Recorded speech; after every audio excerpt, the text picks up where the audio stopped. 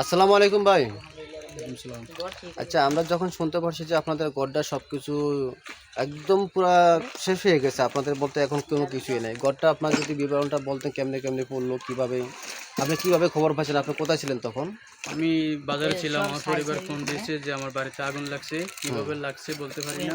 হুম বলছে তো আমি বাড়িতে আছি, আমার পাশের লোকজন আছে, চিৎকার শুনি। হুম আসি, ওরা পানি কাজি মারছে। এখন যতটুকু সম্ভব হয়তো কারেন্ট শর্ট করে লাগতে পারে, কিংবা এছাড়া তো আর কিছু দেখি না। ওরা বলছে যে যারা বাড়িতে ছিল যে কারেন্টের হয়তো লাগতে পারে।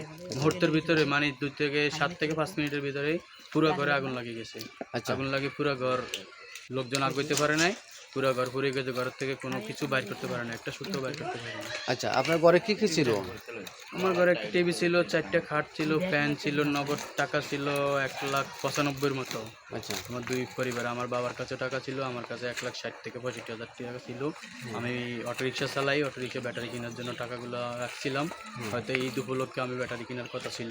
আচ্ছা যদি আপনারা কেউ আর্থিক সহযোগিতা দিতে চান হুম তো আমাকে দিতে পারেন, কিংবা আমরা সরকারের কৃতজ্ঞ যারা আছে তাদের কাছে জানাতে চাই, আপনারা একটু শেয়ার করে জানাই দিয়েন।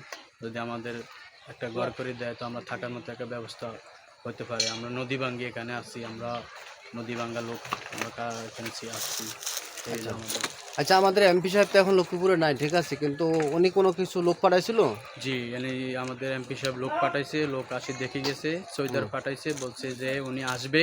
কিন্তু ওনাদের এখন তো শপথ অনুষ্ঠান চলতেছে, এই জন্য আসতে পারে না। হয়তো বৃহস্পতিবার কিংবা শুক্রবার আমাদেরকে আশ্বাস দিছে যে আচ্ছা উনি আসবে। আচ্ছা তা আমাদের গ্রাম সৈদার পাঠাইছে, উনি বলে গেছে যে আপনারা যে যা যেভাবে আছে এভাবে থাক, এগুলো কিছু ধরিয়েন না। আমাদের এমপি সাহেব আসলে দেখার পরে তারপরে উনি একটা সিদ্ধান্ত দিলে তারপরে আপনারা যা করার করবেন। আচ্ছা, আমাদের এমপি সাহেবের কাছে আপনাদের কি চাওয়া এই মুহূর্তে? আপনাদের যদি এখন কিছুই নাই মূলত আপনাদের। আমাদের এমপি সাহেবের কাছে চাওয়া, আমরা এমপি সাহেব আমরা নিজেরা ভোট দিয়েছি। কারণ তো আপনাদের 14 এমপি কে? নাম কি বলেন? আমাদের এমপি এনি চৌধুরী সাহেব, হুম আচ্ছা আচ্ছা, উনি নবনির্বাচিত সংসদ সদস্য। সংসদ সদস্য। হুম, উনি সব আসছিল আমাদের এখানে, আমরা দেখছি। আমাদের পাশে বেলালবাড়ির ওখানে আগুন লাগছে মতো, ওখানে হুম, আসছে, আমরা দেখছি। আমরা ওনার ভোটার, হুম, ওনার ওয়ার্ডের লোক, ওনার ইউনিয়নের লোক। যদি উনি আমাদেরকে কিছু সহযোগিতা করে আচ্ছা তো আমরা ওনার কাছে আশীর্বাদ থাকতে পারি। আচ্ছা আচ্ছা। আম, এখন দর্শক, আমি আপনাদেরকে যেটা তুলে ধরার চেষ্টা করলাম সেটা হলো কি, যে আমাদের এমপি সাহেব কিন্তু লোক পাঠাইছিল কিন্তু ওনাদেরকে যে দেখার জন্য, মানে প্র্যাকটিক্যালি দেখার জন্য যে আসলে পরিস্থিতিটা কী অবস্থা। কিন্তু তো ওই লোক পাঠাইছে আপনার, সে জায়গায় চৌকিদার আসছে, আরও লোক পাঠাইছে, কিন্তু আমাদের এমপি সাহেব কিন্তু সত্যদিন চৌধুরী অ্যানিভাইয়া কিন্তু এখন লক্ষ্মীপুরে নাই। তো উনি কিন্তু এখন ঢাকাতে আছে, কারণ আজকে আমাদের শপথ। তো সেইটার শেষে কিন্তু আমাদের মনে হয় যে প্রথম প্রতিশ্রুতি মনে হয় যে ওনাদের এই গড়টা, কারণ আমরা আসলে ভোটের পরে যে একটা আনন্দ, আমরা 17 বছর পর নির্বাচিত হয়েছে জাতীয়বাদী দল বিএনপি, কিন্তু সে তার পরে পরে কিন্তু একটা মর্মান্তিক একটা ঘটনা ঘটে গেল যে আমাদের সেই ভবানীগঞ্জ 6 নং ওয়ার্ডে। তো আসলে সুতার গোপ্তা এই জায়গায় তার ভাইয়ের নাম হয়েছে মা পারমেছি। তো সে জায়গায় ডাক্তার। কবির ডাক্তার।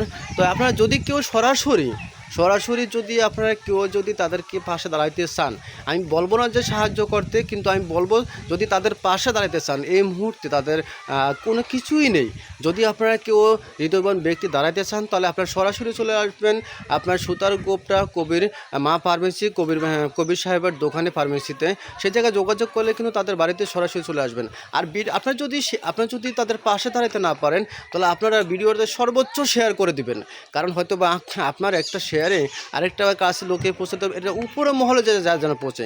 এই ভিডিওটা আপনারা এমনভাবে শেয়ার করবেন যেন তারেক রহমানের নজরে পড়ে। আমরা জানি তারেক রহমান কিন্তু অতীতে আমরা দেখছি অনেকগুলো মানুষের পাশে দাঁড়িয়েছে, এমনকি ভবিষ্যতে প্রতিশ্রুতি দিয়েছে দাঁড়াবে। এমনকি এই ভিডিওটা মূলত আমাদের সেই ভবানীগঞ্জের যে 6 নং ওয়ার্ডে, এই ভিডিওটা যেন আপনারা এমনভাবে শেয়ার করবেন যেন তারেক রহমানের যেন কান পর্যন্ত যা পৌঁছে, ওনার জন্য নজরে, এবং ওনার যদি সুদৃষ্টি হয়, উনি যদি সরাসরি যেন হয়তোবা এই গড়টা নিয়ে যদি কথা বলতে পারে। আপনার তারেক রহমান সম্পর্কে কিছু বলবেন, ওনার কাছে কিছু চান, বা এই মুহূর্তে যে ভিডিওটা শেয়ার করে দেবেন? এই ভিডিওটা শেয়ার করে আমাদের তারেক রহমানের সাহেব কাছে পৌঁছাই দিবেন, আপনাদের এই অনুরোধ রইল।